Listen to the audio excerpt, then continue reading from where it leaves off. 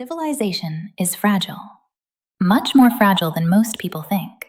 It took thousands of years to build.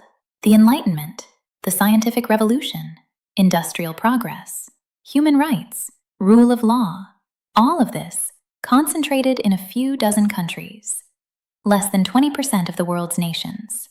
These countries are not just wealthy, they are the carriers of something irreplaceable. Call them what you will, developed nations, the West, the First World. But here's what they really are: humanity's flame. And right now, this flame is flickering. What is a spark of civilization? Why are these countries so important?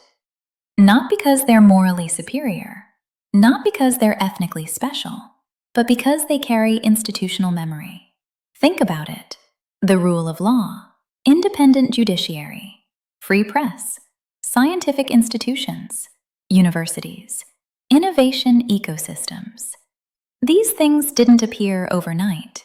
They evolved over centuries, through trial and error, through blood and sacrifice. And they exist in concentrated form, in only a handful of places. If you lose these carriers, you don't just lose wealth. You lose the software of civilization, the knowledge of how to maintain these systems, the culture that sustains them, the people who understand them instinctively. You lose the flame. The double trap. 1. The receiving countries. Let's be clear, this is not about immigration itself. This is about volume, speed, and integration capacity. When immigration happens faster than integration, when the inflow exceeds the absorption rate, something breaks. Not immediately, not dramatically, but slowly, quietly. The fabric starts to thin. Social cohesion weakens, trust erodes, parallel societies form. And here's the key: the receiving country doesn't just lose wealth or safety, it loses the carriers. The next generation, the one that should inherit the flame, is diluted, not replaced, not invaded, diluted. Because when population composition shifts rapidly, when 40%, 50%, 60% of newborns come from backgrounds with no institutional memory of liberal democracy, who will carry the flame forward? Again, this is not about individuals. Many immigrants integrate beautifully, but as a system, when volume overwhelms capacity, the flame flickers. Trap 2. The sending countries. But here's what almost no one talks about. The sending countries are losing too. Who leaves? Not the poorest. They can't afford to. Not the least capable. They don't qualify. Who leaves are the educated, the ambitious, the talented, the engineers, the doctors, the entrepreneurs, the very people who could have rebuilt their home countries. This is brain drain, and it's not a metaphor.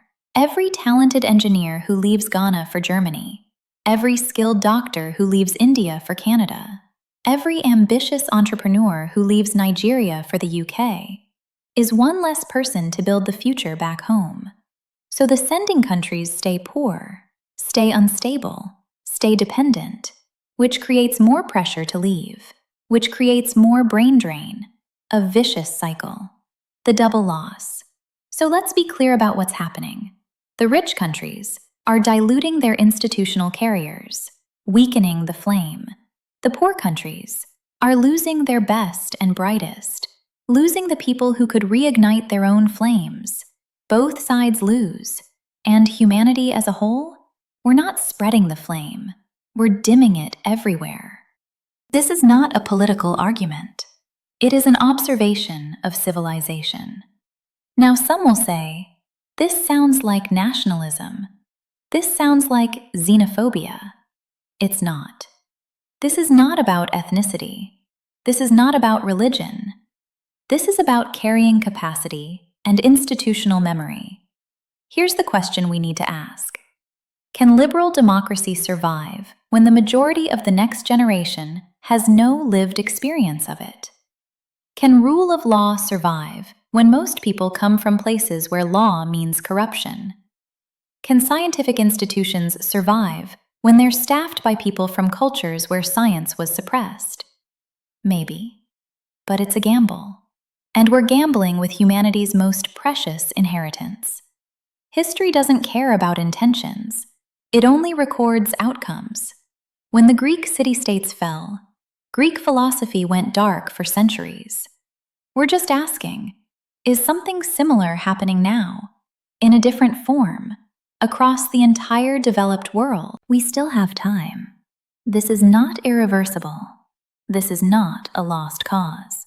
But the window is closing. In some countries, Sweden, Germany, France, the tipping point is approaching. In others, Japan, Poland, Hungary, there's still margin. But the trajectory is clear. If current trends continue, if nothing changes, the flame will go out. Not everywhere, not all at once, but in enough places that humanity loses its carriers, loses the institutional knowledge, loses the software. And starting from scratch? That took us 2,000 years last time. So why are we making this series? Not to stoke fear, not to promote hate, but to present the data.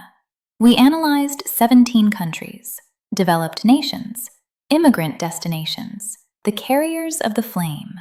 We looked at migration volume and speed, integration outcomes, social cohesion trends, crime patterns, welfare strain, geographic concentration, policy effectiveness, and we scored them, not to attack anyone, not to judge anyone, but to measure the risk. We're not measuring whether immigration is right or wrong. We're measuring structural resilience. How much stress can a civilization's institutions handle before they begin to fracture? These 17 reports are the results of that stress test. How close is the flame to going out?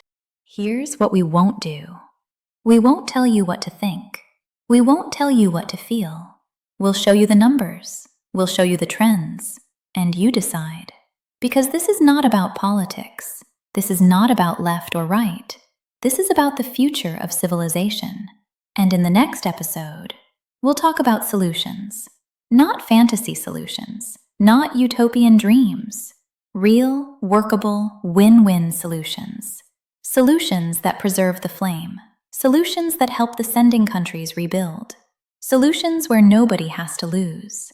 But first, you need to understand the problem. 17 countries, 17 reports, 17 risk assessments. Not to divide, not to hate, but to see clearly.